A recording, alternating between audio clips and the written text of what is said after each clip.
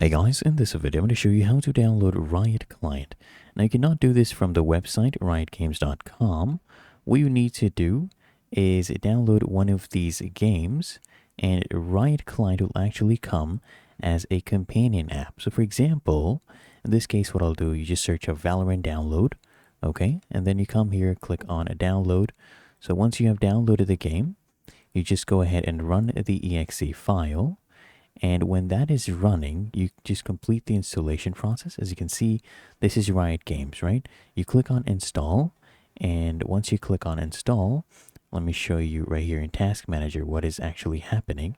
As you can see, that is the Riot client, okay? That has just started up, and it is doing the installation process. Really that easy. If you found this helpful, make sure you smash that like button and subscribe to App Mentor.